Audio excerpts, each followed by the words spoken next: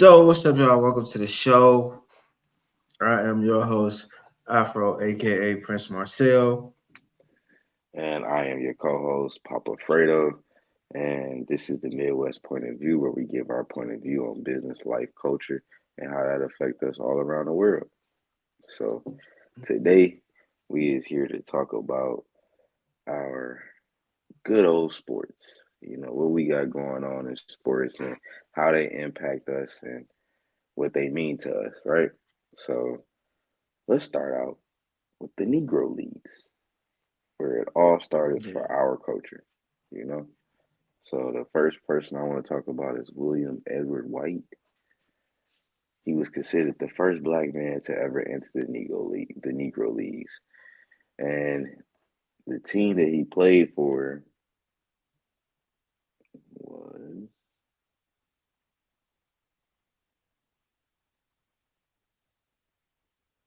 Providence Grays. So he only played in one game, and after that one game, he never played in another game in the league. And Why not? Do they say why? so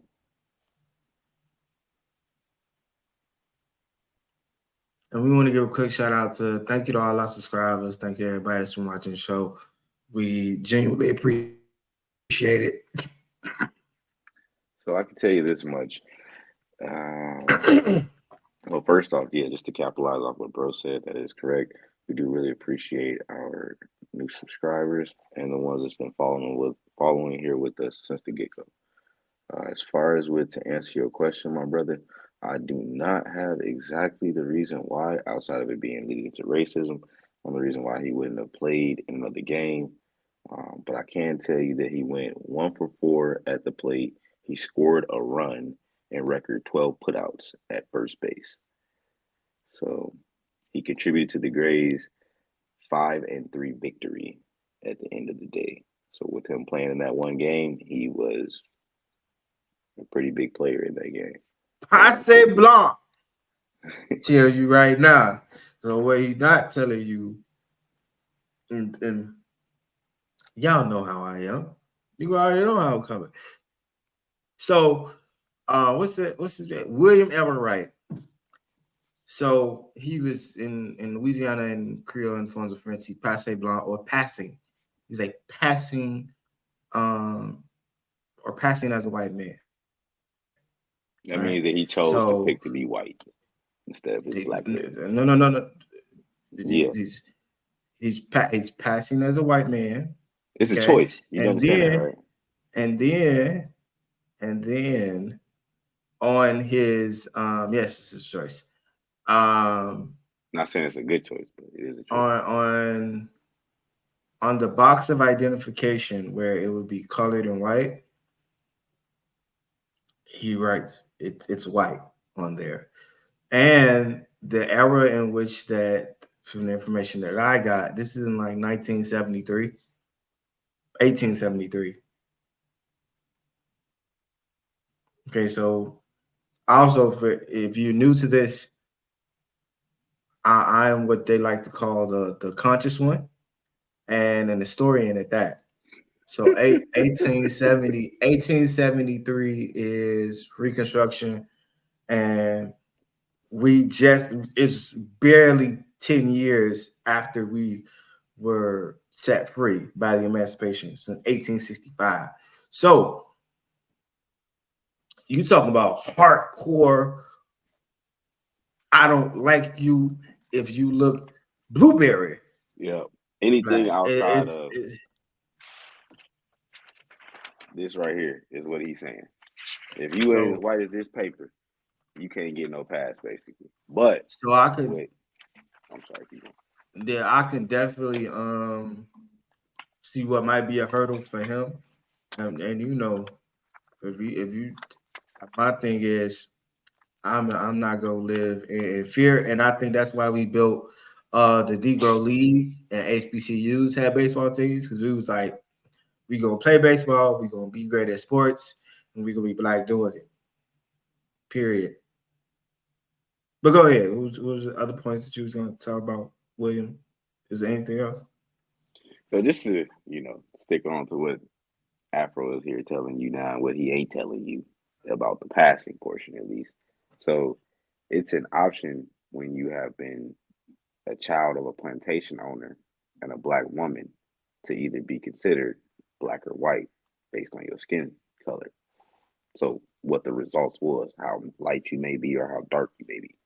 So with him being so light enough to pass as a white man, I guess we're gonna go with he chose to do white. He chose to pick white, but that was also so he could play in the league and better his life. So I'm not I saying don't give a damn. It's that play in the league, a better life, nothing. But go ahead. I'm not saying that that just gives him a pass on his decision entirely, but I do want to address the fact that the reason why he made the decision. It was a conscious decision that he made to better his life and what he did, what he felt would allow him to progress in that time. And if you are actually understanding, just as bro mentioned, it's less than 10 years after we was just freed, you could just imagine what he would have had to endure to even get on the bench of the league. So I do want to mention that. Yeah, no, not me. Can't do it. Um, couldn't do No, it. I agree. I mean, I'm not finna Not pass at up my all. heritage just to go with that. And again, the man's mother was raped by a white man. So, wow, Condolences to his he is a mom. pretty much product of a plantation. It's a lot to take in for his past, I'm sure. Yeah, yeah. Reminds me of another Tyler Perry movie. Great movie, by the way. Great movie. But um, for me though, going back to just being prideful in the fact that we play in every sport and that we're great at every sport, we wanted a place for us to play baseball. And I kind of wish we would have that back. But the Negro League was founded in February, y'all. Oh, baby, in February, too. I was too happy when I found that out. February 13th, 1920, right, was when the Negro League was founded. They had a lot of great players. One I actually knew. I don't, and that was the thing. So this is the discovery with us. Not only are we discovering that, the Negro leagues and the Negro teams that we had in the Midwest, the great people who historically played, like Satchel Paige, like that was a name that I would hear. Like I would just hear in sports when it came to black people. I would hear Satchel Paige's name, but there were other people like Cool Papa Bell and Josh Gibson. But for the Midwest teams, though, I was hyped about this. Shout out to Indiana. You got the Indianapolis ABCs. Shout out to Kansas City. FB is from Kansas. We probably gonna talk about that sometime in the future shows. The Kansas City Monarchs and then the Detroit Stars. Shout out to Detroit. But those are some of the Midwest black baseball teams. And then to even go back further around that time, to point back to Edward White and the choices that you make in life. The first amateur team to be established, as far as for us, were the Colored Union Club in Brooklyn in the 1800s, and one in Philly. And then 20 years after that, it was 1860s. So in the time frame that William Edward White chose to play, there was a place for him to play with us. There was a place. But then the Negro League was founded like after that, or the birth and the mention of us having our own league was founded later in the 18th century, going on in the 19th century.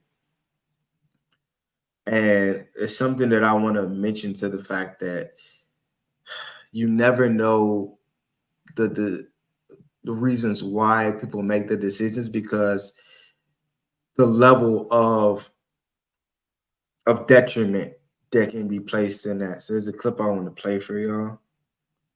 Well, before you play this clip, I do want to say this. I'm not here to point a finger or you know come at this man for the choices that he has made as far as with to whomever team he chose to play for. The simple fact of the matter is just that when you want a ring or you want that global achievement, like the NFL, for example, or things of that sort. That's what he was chasing after. I look at it like that. You know, he's looking after the league, and you can't take it from him. Either way it came, however he had to get there to get to it. Still the first black man in the league. Deep. I don't know about all that. His box said white. So his box said white. His mother is black.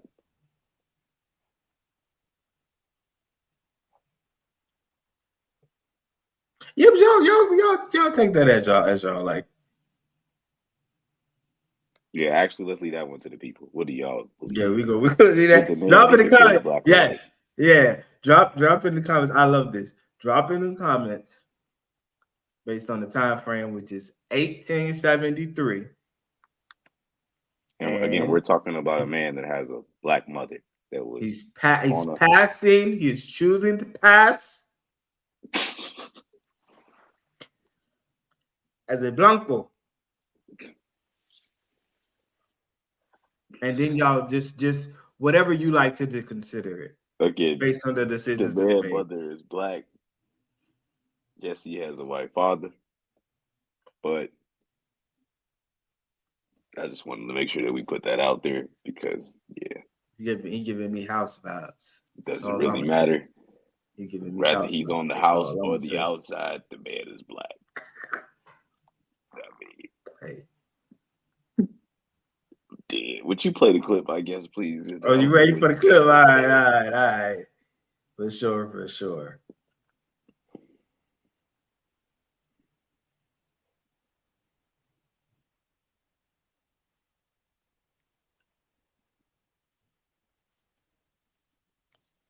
Alex, when people ask me a question like that, it's like coming back here is not easy. The racism that I played here, when I played here, Then he plays a the clip with this the Mexican looking guy. places where we traveled. Fortunately, I had a manager and I had players on the team that helped me get through it. But I wouldn't wish it on anybody. People said to me today, I spoke and they said, "You think you're a better person? You think you won when you played here in Concord?" I said, I would never want to do it again. I walked into restaurants and they would point at me and said, "Can't eat here." I would go to a hotel and they say, "Then can't stay here." We went to Charlie Finley's Country Club for a welcome home dinner and they pointed me out with the N-word. "He can't come in here." Finley marched the whole team out. Finally, they let me in there. He said, "We're going to go to the diner and eat hamburgers. We'll go where we're wanted." Fortunately, I had a manager, Johnny McNamara, that if I That's Reggie Jackson.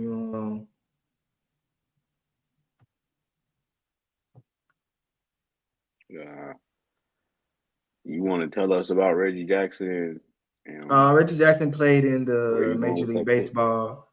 Well, this was going back to the hurdles that we faced at that time, being black, even playing in the league, playing baseball, shooting for our dreams because we amazing athletes, and the hurdles that we faced. Yeah, just having a rough existence. And I've heard some of us say this. They'd be like, "Man, if I had a choice, if I could ever had a choice, I'm choosing black." Then y'all know that right now. So, long story, these gentlemen, they pretty much paved the way, for people like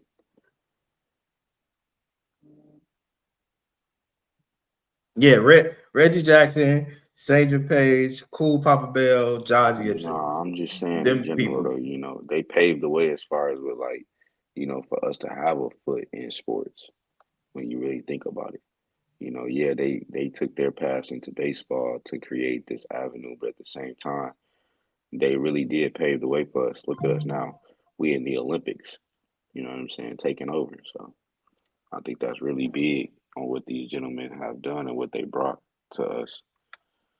And what I would say to that is, I agree. I wish we would have took it further though, because one of the statistics of present day, or one of the stats of present day, is that there's only 6% of black people in the MLB, or specifically on the MLB roster, who classify. So this is very important. Who classify as black. Even though shout out to all my Dominicans, man, y'all team cold. But So thus meaning that it's less blacks playing baseball. yeah. So it's only yeah. So I just wanted to make Compare. sure that you would say that because we did just recently have somewhat of a debate where I told you that there was less blacks playing baseball, and you kind of just told me that wasn't the case. Wait, what you talking about? So you saying that there are less blacks playing baseball in today's time? Oh, in the MLB, not playing the sport of baseball because you got the HBCU baseball teams. So in the MLB, specifically in the Major League Baseball. Sir. The Major League Baseball, that Sir. specific stat. Sir. Not That baseball still as a answers sport. my question, or not my question, but my statement, even though we're not running statistics on every other style of the sport. But we're going to leave that one there. We're going to say that for another time. So, getting on to the excitement that the Midwest may be able to go through if the Detroit Lions can break it home. Shout out to Detroit one time. Shout out to Detroit one time. Yeah. I'm bring some new toys next show, y'all. Y'all gonna make me a believer. Y'all gonna make me a real fan. You know what I'm saying? Me and the twins gonna go ahead and get us some Detroit gear. Now I do got to get through a few Midwest through. teams. I know that. So I got to get through Wisconsin. Yeah, y'all got to get through. But hey, whatever Midwest team, come out on top, I ain't mad at it. You know what I'm saying? Shout out Detroit.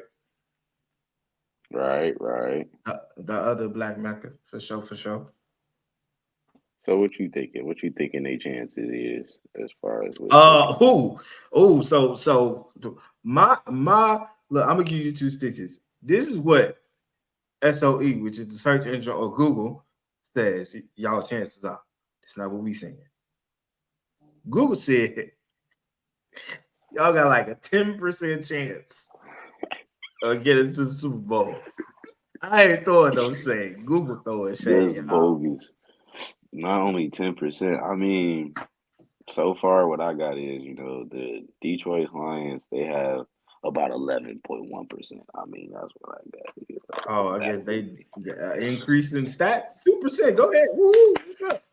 All right. Big dog. That's not even 2%. It's 1.1% increase. You said 10%. I said 11.1. Oh no, I said. Well, actually, being Pacific, I estimated, but being Pacific is 9%. So, we ain't dogging on numbers. We ain't dogging on numbers, y'all. That's messed up. But I do want to say, Google don't know what they're talking about. Y'all got a strong chance. All you have to do is believe. The Detroit Lions have won at least 4 NFL championships between 1935 and 1957. However, they have never appeared in a Super Bowl, making them one of the few teams in the league without a Super Bowl appearance. So I just do want to tell y'all, if y'all make it. So did the Super Bowl? That's the question we're gonna have to answer, and y'all put it in the comments if y'all know the answer. When did the Super Bowl come about? Because based upon like his statement, y'all, it's his championships. They won championships between 19 something to 1957, but it don't say Super Bowl. 1957.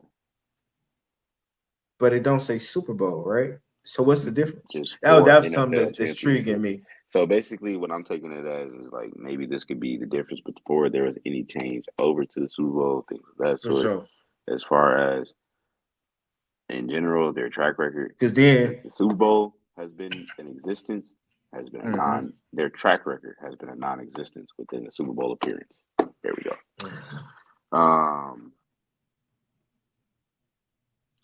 to say that as of now, like currently,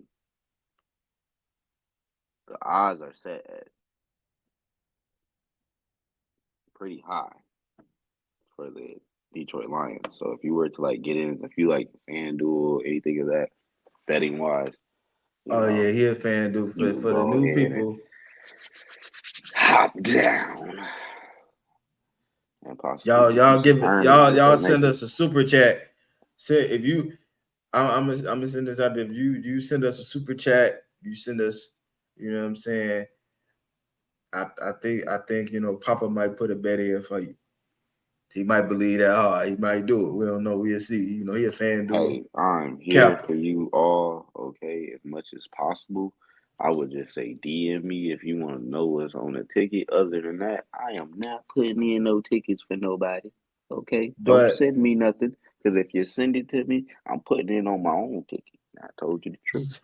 so, I so told you the look, but truth. look, here's some of the key factors, the key players, or those role players as to why they dropping them dollars and placing them bets. Shout out to DraftKings. Shout out to one of those platforms. Hey man, if you want us to, you letting our people know DraftKings is the place to go. Hey, this is the only time I'm gonna say it. Um, is Tyrone Arnold? He's a cornerback. He was drafted first through 24. Enos Rackstraw is another cornerback. Shout out to Missouri. Came from Missouri College. One of the Missouri colleges. He was second draft pick out of 21st. Giovanni. These are people on the Main, Detroit Lions, right? yeah, these people on the Detroit Lions. These people on the Detroit Lions. He's an offensive tight end. I always liked the tight end spots when I was playing Madden. I love the tight end spots when I was playing Madden because I feel like it was versatile because he was big as far as the player themselves. They're they're solid in stature. They're lean enough to be pretty quick. They're versatile. They're versatile, similar to a cornerback. I like their style. And then you got the good old running back, Sonny Vaca. He was fourth out of 132 picks. So those are some of the key factors as to, we believe that y'all can go to the Super Bowl. Shout out to any Midwest team. Hey man, I So ain't gonna I lie. got further key players. Sorry, just to stick with what you're saying though. I Mm-hmm. got different actually. I got a Jared Goff. We all know that's the quarterback doing his thing. That's black man, right? Jared is not a black man; he's a white man. I must have been a David different man. Montgomery is the running back. Current age 27. Their QB is currently at age 29. Just to let you all know. Jared has 9 years experience in the game, Mm-hmm. and David Montgomery he has about 6 years experience in the game. Again, age Mm-hmm. 27. Um, Jameer Gibbs is the running back, and he's 22 years old, so that's fairly young. He got a few more years ahead of him to really do his thing.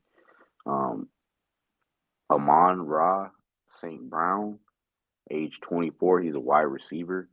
Jameson Mm-hmm. Williams, wide receiver, 23. And I mean, if you want to know the colleges that they come from, I can go over those as well. But just to give you like an idea, at least, you know, that's what we're looking at. Shout out to Jameson the Williams, college ball. Shout out to yeah, college ball. Shout out to all the HBCUs. They need to bring out all the ESPN, all the Big Ten to go watch HBCUs. Straight like that, college football. yeah, because a lot of these people, I mean, they're coming from, Alabama, Iowa State, Oregon, Ohio State, so right here is just the colleges that these kids just Shout go out to from. Jackson State. Man, it's amazing. And I'm sorry, these is not kids. These is grown men. Do not let me disrespect y'all for one moment. Okay? So, yeah, that's what we're looking at for the Detroit Lions, man. They got a lot of firepower over there. They just got to orchestrate it out well, and they may be able to do something that they've never been able to do before. Mhm. But besides the Detroit Lions, we also want to go over one of our all-time greats. I mean, this man has brought so much to the game of basketball. Like from the time he entered the court as a jit to the time that he has chosen to leave as an adult, it's just It's been that great. icon living. He's an icon, definitely, and it's the one and only your boy Derrick Rose, coming straight from the Midwest. You feel me? Clap it up for D Rose. I clap it up for D Rose, shorty. Pookie shorty don't know how to. I'm mad at you. You stupid. So, um, for Derrick Rose, he has an all-time career win-loss record of 384 through to 339. So, he 384 wins to 339 losses in the NBA. Throughout his career, he played for several teams, including the Chicago Bulls, New York Knicks, and Detroit Pistons, among others. His career statistics include averages of 17.4 points a game, 3.2 rebounds, and 5.2 assists per game. He played in 723 games, despite injuries impacting his career trajectory. Rose remains a respected player known for his explosive playing style and contribution to the teams he played on for his duration of being in the sport. So we do That thank you man for was the what you brought youngest to the game. MVP in the league, shorty. Youngest MVP in the league. He became in 2011. Hey man, us being teenagers watching him play, Joe, like that boy Crazy. was the dog. He was 2K with Derrick 22. Rose. Come on now. He was the dog, shorty. Joe King, Like, Noah, Luol Deng, big three. like when I tell you, I knew the D Rose shoe was serious, bro. Cause you ain't had there was no point guard like D Rose, because there was nobody at the point guard position that was coming in on Velociraptor time. Like He there, had like an unstoppable drive, bro. Like no question. you hear me? Like what? Ah, hey, hey, Yeah, bro. that was the era for the city, especially the city, but definitely a proud from them, because I think that was the first time that Bulls had good players always, right? Just talking about the team in general. When D Rose came in that court I ain't gonna in say 2010, always, but yeah. 2010, 20, Bulls had good players always, shorty. Um, in Who over 2010, there right now? 2011, in 2010, 2011,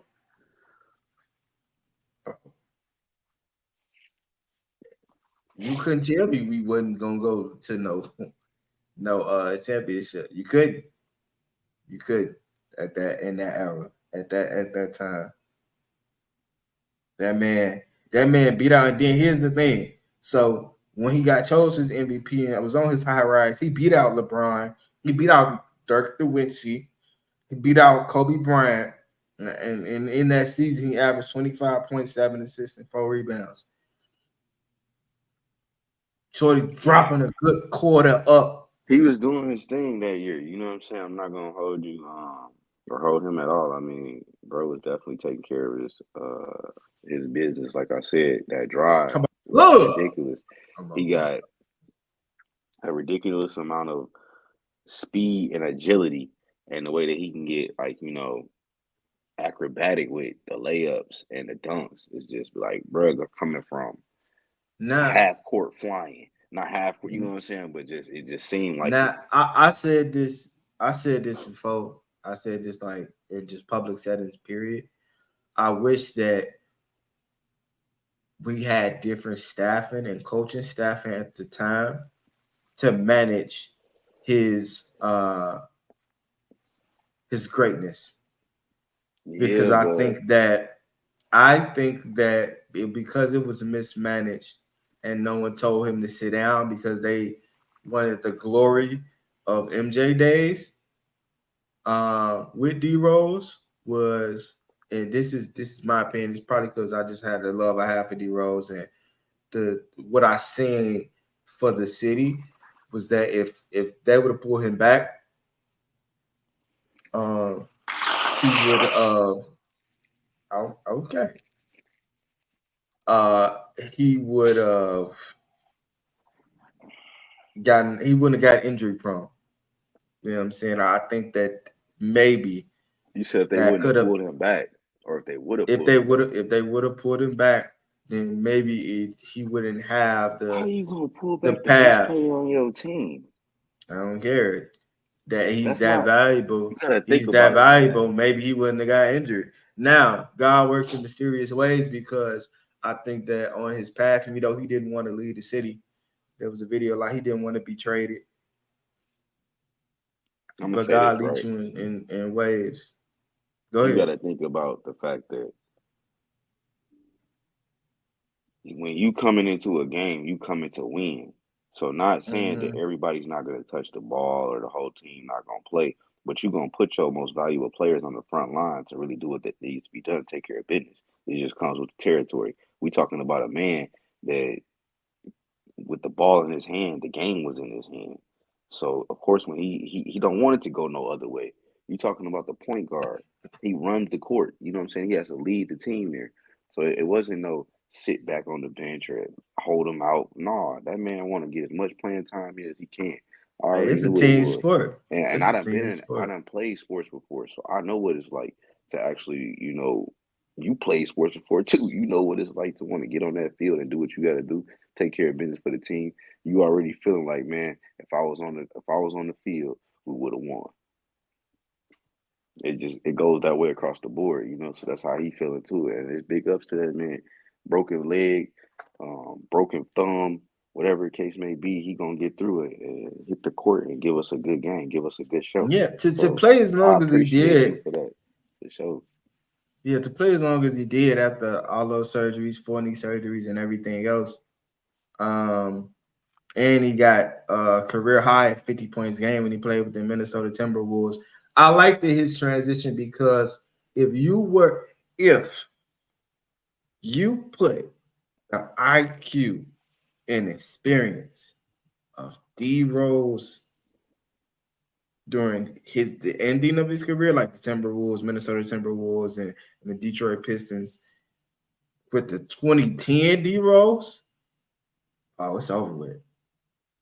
Over with. Yeah, man. I could just say like with his signature moves alone, they stood out on the court. From the hesitated dribble, followed by a quick burst of speed. It made him a nightmare. So for defenders, he often combined finesse with power, making him one of the most dynamic guards of his era. And that's what I have written here as far as with like, based off his signature move alone. I just felt like he was just cold, man. He was real explosive. Definitely agile. Nah, man. Just to even to hear that man is retiring and he ain't playing no more. And it actually made me cherish the fact that I got to see him speak and share his story like live. Uh, I cherish it a little more. Uh, and just to hear like really, really how far you come in inner cities to get to greatness. 'Cause a lot of people don't know, No, man. actually, with what you saying, yeah, like just to kind of where did D Rose come from for real? Like let's start there. You know, you mentioned he's from Chicago. Uh, you yourself have grown up in Chicago. So knowing that Derrick Rose has made it to where he is and the things that he have accomplished, what do you think that? How do you think that that would impact our youth or impact um, other black men coming from Chicago in what manner? In the in path general? to Just sports. again, path to sports. Of It course, we talk about sports here all day long today. so it impacts youth in a lot of ways. And sports can be an outlet. Sports can be a gift. Sports can be a deterrent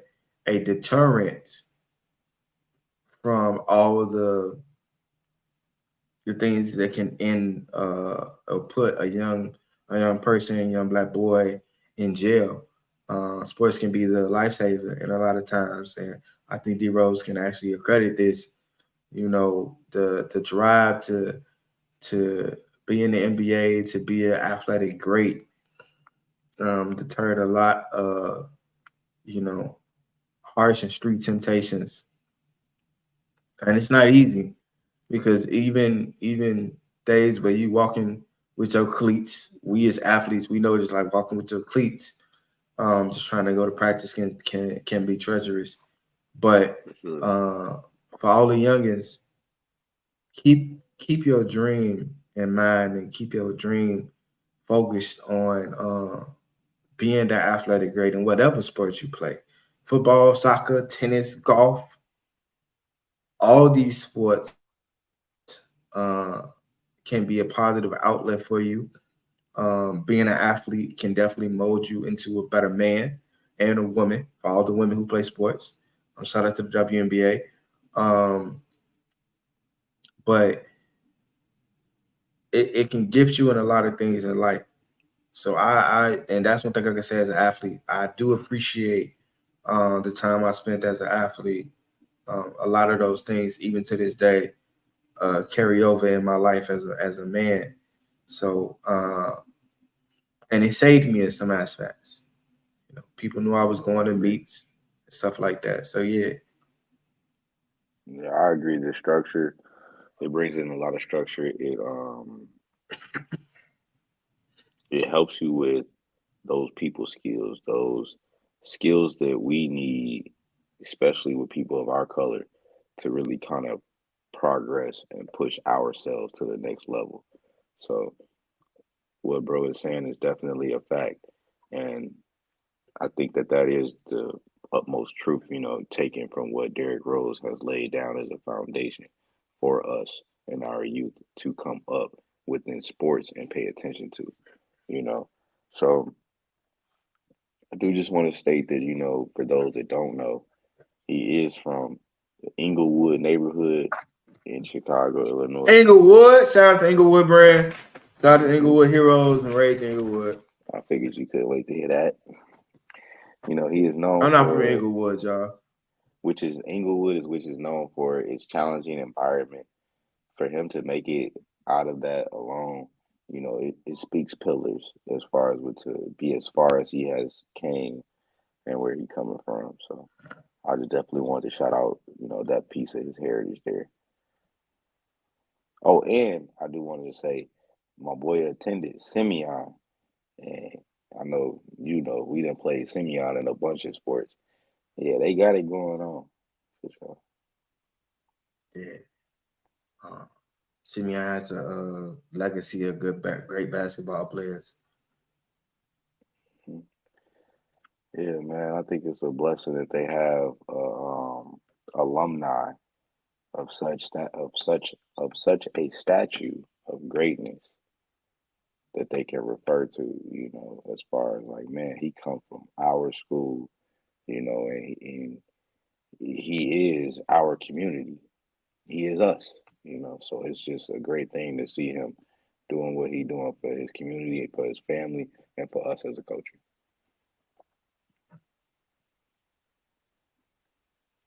Um, so with that, this is gonna be my my summary, my 2 cents. Um, Sports do a lot for the culture. We as athletes though have to cherish the impact that we have with the young boys who lay eyes on us who when we do make it to a major league team, MLB, NFL, NBA, and the boys who lean on us uh, to be those surrogate fathers, because we had coaches like that. Like when I would say it was a man that I didn't want to disappoint, it was my coach. Yeah. You know what I'm saying? It was my coach, and my coach was one of the men who was like, "Hey, if you ain't passing, you ain't playing." Yeah, Like it was man. straight like that. You know what I'm saying? So for me, um, the impact that sports can have on the culture and have on the Midwest is dire, and we should cherish it, especially as Black men. And you know, that's my perspective. No, I agree. I mean, and what you said is so right. It's really hard to kind of add on there, to be honest. But I just really feel like, sports to us, they're important. It's an outlet. It's an outlet for mental health. It's an outlet for identity. You find yourself during sports, the type of man that you want to be. Your pride, it begins to grow and build throughout sports. It's all type of different things. It's a tradition to all of us. Um, it creates bonding between me and another. The person that's next to me that's either defending me or running next to me or you in this battle with me, whether it's on the basketball court, has now became my brother. So I love sports. I love sports for our community, for us in general. It's definitely an outlet, not just as far as with an outlet to a bag, but an outlet in all the way around to make you a better person when you go after it the right way. You go after the right fundamentals. For sure. So if you want to come on the show and you want to give your point of view, you know, like, share, subscribe, comment, DM us. So you can DM me at Afro underscore Prince Marcel. You can DM Papa Fredo. Um, you can DM us on our actual social media page, Midwest Point of View. You can even email us at midwestpointofview@gmail.com. Straight up, man. Let us know how you feel. Let us know what other topics you want us to talk about. We take it there from a Midwest perspective, Midwest kids. You feel me? Yeah, man. Thanks for joining in on another show, another episode. We made it through another week. Tune in back with us in 2 more weeks from now, and we'll have another episode here on the go for y'all. So, like bro said, like, comment, share below, and let us know what y'all think. For sure. All right, we'll see y'all.